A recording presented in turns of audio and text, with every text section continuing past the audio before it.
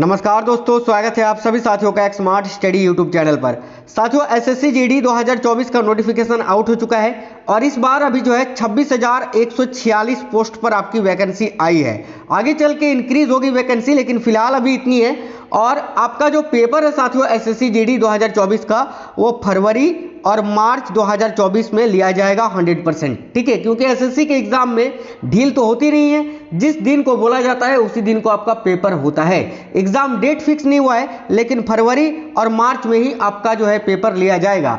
आज इस वीडियो में एसएससी जीडी कांस्टेबल 2024 के लिए जो है टॉप 50 जीके और जीएस के मिक्स क्वेश्चंस लेकर आए हैं, जो कि बहुत ही महत्वपूर्ण होंगे। साथियों, 2022-23 का एसएससी जीडी में सफलता के बाद आप 2024 की ओर अग्रसर करिए। और जिनका भी रह गया था, पेपर नहीं हो पाया था अगली बार सिलेक्शन, पिछली बार, इस बार जो है 100% होगा, ये ठान लीजिए, मान लीजिए। चलिए, तो आज का जो क्लास है इसमें 50 क्वेश्चंस रहेगा। शुरू करते हैं बिना देरी किए हुए। तो सभी से रिक्वेस्ट है, वीडियो को एक लाइक कर दीजिए। क्लास अगर पसंद आए तो अपने सभी दोस्तों तक जरूर शेयर करिएगा। आप में से कोई भी साथी नए हैं तो चैनल को सब्सक्राइब करके बेल आइकन को ऑन कर लीजिएगा। ये एसएससी जीडी का 2024 का पहला ही क्लास करवा रहे हैं आपको, जिसमें जीके जीएस के क्वेश्चंस जो है आज हम लोग करेंगे। तो आज की क्लास का पहला क्वेश्चन है, पुर्तगाली उपनिवेश का प्रथम गवर्नर भारत में कौन हुआ? तो देखिए, पुर्तगाली उपनिवेश का प्रथम गवर्नर भारत में कौन हुआ था? तो करेक्ट होगा option number C, Francisco de Almeida. साथियों, हमेशा की तरह आपको केवल और केवल सिलेक्टेड क्वेश्चंस करवाएंगे, जो क्वेश्चंस आपको पेपर में देखने को मिलेंगे। अगला क्वेश्चन है, मोपला आंदोलन जो कि 1921 में हुआ था, ये कहां हुआ था? तो देखिए, मोपला आंदोलन 1921 में कहां हुआ था? करेक्ट होगा साथियों मालाबार में। ऑप्शन नंबर बी करेक्ट है। दिल्ली पुलिस के बाद अब एसएससी जीडी के लिए बिल्कुल धमाकेदार क्लासेस आपकी चलेंगी डेली। अगला क्वेश्चन है, संसद के सत्र में उपस्थित रहने और संसदीय समितियों की बैठकों में भाग लेने के लिए सांसद को कितना दैनिक भत्ता मिलता है? तो साथियों देखिए, संसद के सत्र में उपस्थित रहने और संसदीय समितियों की बैठकों में भाग लेने के लिए सांसद को दैनिक भत्ता जो है वो 1,000 रुपया दिया जाता है। राइट होगा ऑप्शन नंबर डी। अगला है, चीजों की मांग में कमी या पूर्ति में वृद्धि होने से क्या होता है? तो देखिए, चीजों की मांग में कमी या पूर्ति में वृद्धि होने से क्या होता है? तो साथियों, चीजों की जो कीमतें होती है ना, वो कम हो जाती है। तो राइट हो जाएगा ऑप्शन नंबर बी। अगला है, हरी केली नाटक के रचयिता कौन है? तो ध्यान से देखिए साथियों, ये क्वेश्चन बहुत ज्यादा पूछा जाता है। तो हरी केली नाटक के रचयिता हैं चौहान शासक विग्रहराज चतुर्थ, यानी इनको बिसल देव भी कहा जाता था, याद रखिएगा। नेक्स्ट है, वित्त आयोग की स्थापना संविधान लागू होने के कितने वर्ष के बाद हुई थी? ये क्वेश्चन है। तो देखिए, वित्त आयोग की स्थापना कब हुई थी साथियों? तो 22 नवंबर 1951 को वित्त आयोग की स्थापना हुई थी। और संविधान कब लागू हुआ था? तो 26 जनवरी 1950 को, यानी लगभग 2 वर्ष। तो करेक्ट होगा 2 वर्ष के बाद, है ना, 2 वर्ष में, याद रखना ऑप्शन नंबर भी करेक्ट होगा। अगला क्वेश्चन है, बोरी वन्यजीव अभयारण्य किस प्रदेश में है? तो देखिए, बोरी वन्यजीव अभयारण्य जो है ये आपका मध्य प्रदेश में स्थित है। राइट हो जाएगा ऑप्शन नंबर है मध्य प्रदेश। अगला क्वेश्चन है, गौतम बुद्ध का जन्म कब हुआ था? तो देखिए, गौतम बुद्ध का जो जन्म है वो 563 ईसा पूर्व में हुआ था। तो 563 ईसा पूर्व, यानी साथियों 6ठी शताब्दी ईसा पूर्व। तो करेक्ट होगा ऑप्शन नंबर सी। और इनकी मृत्यु कब हुई थी? तो गौतम बुद्ध की मृत्यु हुई थी 483 ईसा पूर्व में, यानी 5वीं शताब्दी बोल सकते हैं इसको, 5वीं शताब्दी ईसा पूर्व, याद रखिएगा। आगे देखिए, नेक्स्ट क्वेश्चन है, देखिए, सुभाष चंद्र बोस ने टाइगर लीजन नामक संगठन किस देश में गठित किया था? तो सुभाष चंद्र बोस ने टाइगर लीजन नामक संगठन जो है ये कहां पर गठित किया था? तो याद रखिएगा जर्मनी में। ऑप्शन नंबर भी करेक्ट होगा। देखिए, टाइगर लीजन 1942 से लेकर 1945 तक सक्रिय था। इसे शुरू में जो है जर्मन सेना के एक हिस्से के रूप में विकसित किया गया था, याद रखिए। कादम्बरी किसने लिखी है? तो कादम्बरी का लेखक आपको बताना है कि कौन है। तो करेक्ट हो जाएगा option number C, Banabhatta. Banabhatta जो कि साथियों हर्षवर्धन के दरबारी कवि थे। अगला क्वेश्चन है, कच्छ की खाड़ी, मन्नार की खाड़ी, अंडमान निकोबार द्वीप समूह और लक्षद्वीप, इन सभी में क्या पाया जाता है? तो साथियों देखिए, कच्छ की खाड़ी, मन्नार की खाड़ी, अंडमान निकोबार द्वीप समूह और लक्षद्वीप, सब में मूंगा चट्टान पाया जाता है साथियों। करेक्ट होगा ऑप्शन नंबर बी, मूंगा चट्टान। निम्नलिखित में से कौन सा स्थल हड़प्पा के लोगों का समुद्र से व्यापार करने का प्रमाण देता है? तो देखिए निम्नलिखित में से कौन सा स्थल है जो हड़प्पा के लोगों का समुद्र से व्यापार करने का प्रमाण देता है? तो करेक्ट होगा लोथल। लोथल जो कि सिंधु घाटी सभ्यता का बंदरगाह स्थल है। अगला क्वेश्चन है, ग्रहों की गति का सिद्धांत किसने प्रतिपादित किया था?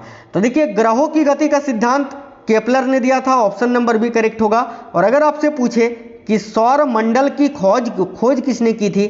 तो कोपरनिकस वहां करेक्ट हो जाएगा, याद रखिएगा। अगला क्वेश्चन है, पृथ्वी की सबसे ऊपरी परत क्रस्ट अथवा भूपट्टी में कौन सा तत्व है जो कि सर्वाधिक मात्रा में पाया जाता है? तो साथियों देखिए पृथ्वी की सबसे ऊपरी परत क्रस्ट अथवा भूपट्टी में कौन सा वो तत्व है जो सर्वाधिक मात्रा में पाया जाता है? तो देखिए करेक्ट होगा ऑप्शन नंबर बी ऑक्सीजन।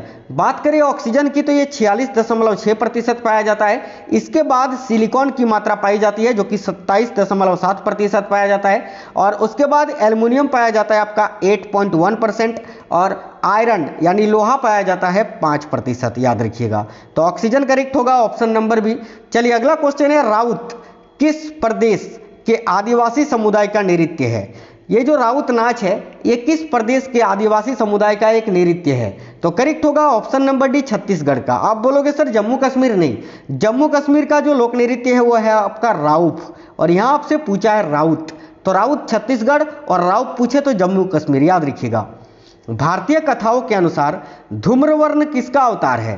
तो देखिए भारतीय कथाओं के अनुसार धूम्रवर्ण जो है ये गणेश जी का अवतार है साथियों, राइट होगा option number D Ganesh ji. अगला है, आज तक भारत के कितने प्रधानमंत्रियों को भारत रत्न से सम्मानित किया जा चुका है? तो साथियों देखिए आज तक भारत के कुल कितने प्रधानमंत्रियों को भारत रत्न से सम्मानित किया जा चुका है? तो 7 प्रधानमंत्रियों को। देखिए 7 प्रधानमंत्रियों का नाम मैं यहाँ पर बता देता हूँ। देखिए सबसे पहले जवाहरलाल नेहरू जी को, उसके बाद इंदिरा गांधी, फिर राजीव गांधी, फिर मोरारजी देसाई, फिर लाल बहादुर शास्त्री, फिर गुलजारी लाल नंदा और फिर अटल बिहारी वाजपेयी जी को। यानी टोटल 7 व्यक्तियों को अब तक जो है भारत रत्न दिया जा चुका है भारत के प्रधानमंत्रियों में से। अगला क्वेश्चन है, भारत में पवन ऊर्जा तकनीकी केंद्र किस स्थान पर स्थित है? तो भारत में पवन ऊर्जा तकनीकी केंद्र जो है ये साथियों आपका चेन्नई में स्थित है, ठीक है, जिसको अभी वर्तमान में राष्ट्रीय पवन ऊर्जा संस्थान के नाम से जाना जाता है, याद रखिएगा। विश्व की सबसे बड़ी सी वॉल यानी समुद्री दीवार कहां पर स्थित है? तो इसका राइट आंसर हो जाएगा साथियों, याद रखिएगा, समुद्री दीवार पूछा है तो विश्व का सबसे बड़ा समुद्री दीवार जो है वो आपका दक्षिण कोरिया में स्थित है, ऑप्शन नंबर बी। और केवल दीवार पूछे कि विश्व की सबसे ऊंची दीवार कहां है तो फिर आपका राइट आंसर चीन हो जाएगा। अगला क्वेश्चन है, गुप्त वंश का कौन सा राजा बीना बजाता था? तो देखिए गुप्त वंश का वो कौन सा राजा है जो कि बीना बजाता था? तो करेक्ट होगा option number C Samudragupta. Next है, सविनय अवज्ञा आंदोलन क्या था? तो साथियों देखिए सविनय अवज्ञा आंदोलन की शुरुआत 1930 में महात्मा गांधी जी ने की थी। और यह आंदोलन क्या था? तो देखिए सरकार के कानून, मांग व आदेशों का पालन न करना था। यानी इस कानून में जो है, इस आंदोलन में सरकार के कानून, मांग और उनके आदेशों का पालन नहीं किया जाता था, याद रखिएगा। अगला क्वेश्चन है, 500 रुपये के नए नोट का आकार क्या है? तो देखिए 500 रुपये का जो नया नोट है उसका आकार आपसे पूछा है क्या है? तो याद रखिए 66 मिलीमीटर गुने 150 मिलीमीटर, यानी करेक्ट हो जाएगा आपका ऑप्शन नंबर ए। आगे बढ़ेंगे, नेक्स्ट क्वेश्चन आपका ये रहा, निम्नलिखित में से किस देश में हीलियम से भरपूर प्राकृतिक गैस फील्ड स्थित है? तो इनमें से वो कौन सा देश है जहां पर हीलियम से भरपूर प्राकृतिक गैस फील्ड है? तो देखिए राइट आंसर हो जाएगा अमेरिका में, ऑप्शन नंबर डी।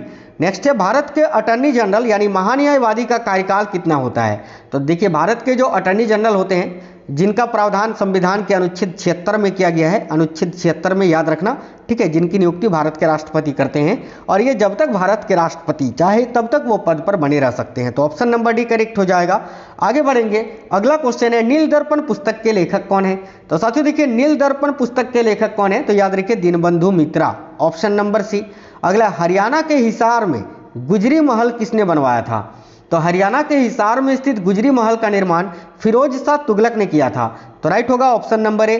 ट्रांसफार्मर किस लिए प्रयुक्त होता है? क्वेश्चन में ये आपसे पूछा जा रहा है। तो देखिए ट्रांसफार्मर जो होता है वो साथियों एसी वोल्टेज को बढ़ाने और घटाने के लिए यानी उपचयन और अपचयन करने के लिए प्रयोग किया जाता है। नेक्स्ट क्वेश्चन है, हार्मोन इंसुलिन का उत्पादन होता है किससे? तो देखिए इंसुलिन हार्मोन जो है इसका उत्पादन कहाँ से होता है? तो हमारी जो अग्नाशय ग्रंथि होती है वहाँ पर बीटा सेल्स होते हैं, वहाँ से, याद रखिए पेंक्रियाज ग्रंथि की बीटा कोशिकाओं में से। राइट होगा ऑप्शन नंबर बी। अगला, वायु में किसकी अधिकता होने पर पेड़ों की पत्तियां काली होकर गिर जाती है? तो देखिए वायुमंडल में किसकी अधिकता होने पर पेड़ पौधों की पत्तियां काली होकर गिर जाती है? तो सल्फर डाइऑक्साइड की, ऑप्शन नंबर बी। प्रकाश छोटे छोटे कणों से मिलकर बना है, जिसे क्या कहते हैं? तो साथियों प्रकाश जो है छोटे छोटे कणों से मिलकर बना होता है, जिसे फोटन कहते हैं, ऑप्शन नंबर डी करेक्ट होगा। अगला, जिस सिद्धांत पर ऑप्टिकल फाइबर काम करता है वह क्या है? तो देखिए ऑप्टिकल फाइबर ये किस सिद्धांत पर कार्य करता है, ये आपसे पूछा जा रहा है। तो याद रखिए पूर्ण आंतरिक परावर्तन के सिद्धांत पर, ऑप्शन नंबर ए। अगला क्वेश्चन है, कैंडला किसका मात्रक है? तो साथियों देखिए कैंडला जो है ये ज्योति तीव्रता का मात्रक होता है साथियों। राइट आंसर आएगा ऑप्शन नंबर डी, ज्योति तीव्रता। अगला, रेबीज के टीके की खोज किसने की थी? तो देखिए रेबीज का जो टीका है उसकी खोज की थी लुईस पास्चर ने, ऑप्शन नंबर ए। नेक्स्ट है, स्पीसीज प्लांटेरम तथा सिस्टेमा नेचुरी ये किसने लिखी है? तो देखिए स्पीसीज प्लांटेरम तथा सिस्टेमा नेचुरी पुस्तक के लेखक है लिनियस। करेक्ट आएगा ऑप्शन नंबर बी, लिनियस आपको यहां याद रखना है साथियों। अगला क्वेश्चन है, देखिए किस सूफी संत को महबूब इलाही यानी अल्लाह का प्रिय कहा जाता है? तो ध्यान से देखिए कौन से वो सूफी संत है जिनको महबूब इलाही यानी अल्लाह का प्रिय कहा जाता है? तो शेख निजामुद्दीन औलिया को।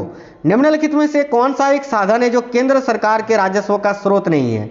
तो साथियों इनमें से कौन सा एक साधन केंद्र सरकार के राजस्व का स्रोत नहीं है? तो कृषि आयकर, ऑप्शन नंबर सी। अगला, निम्नलिखित में से ब्रिटिश सरकार का वह गवर्नर जनरल कौन था जिसने भारत में डाक टिकट शुरू किए थे? तो देखिए ब्रिटिश सरकार का वह गवर्नर जनरल था लॉर्ड डलहौजी, जिन्होंने भारत में डाक टिकट को शुरू किया था। भारत में सबसे अधिक अभ्रक का उत्पादन कहाँ होता है? तो देखिए भारत में सबसे अधिक अभ्रक का उत्पादन होता है आपका झारखंड राज्य में, ऑप्शन नंबर सी राइट हो जाएगा। किस बादशाह के आदेश पर मुगल सेना ने 1686 ईस्वी में हुगली पर आक्रमण कर अंग्रेजों को निकाल बाहर किया था? तो यहाँ आपका करेक्ट हो जाएगा किसके आदेश पर? तो औरंगजेब के आदेश पर। भारतीय संविधान के अंतर्गत कल्याणकारी राज्य की अवधारणा निम्नलिखित में से किस अनुच्छेद में वर्णित है? तो साथियों देखिए भारतीय संविधान के अंतर्गत कल्याणकारी राज्य की अवधारणा जो है यह किस अनुच्छेद में वर्णित है? तो याद रखिए अनुच्छेद 38 में। राइट आएगा ऑप्शन नंबर बी, आर्टिकल 38। फहियान कहाँ का निवासी था? तो देखिए फहियान जो कि एक चीनी यात्री था ना, ऑप्शन नंबर सी, जो कि चंद्रगुप्त द्वितीय के शासनकाल में भारत आया था साथियों, तो चीन करेक्ट हो जाएगा। राजा राममोहन राय का जन्म कहाँ हुआ था? देखिए राजा राममोहन राय का जन्म कहाँ हुआ था?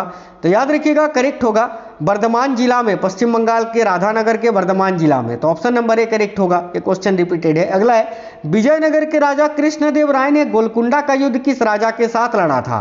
तो देखिएगा विजयनगर के जो राजा थे साथियों कृष्णदेव राय, इन्होंने गोलकुंडा का युद्ध किस राजा के साथ लड़ा था? तो याद रखिए कुली कुतुब शाह के साथ, ऑप्शन नंबर ए।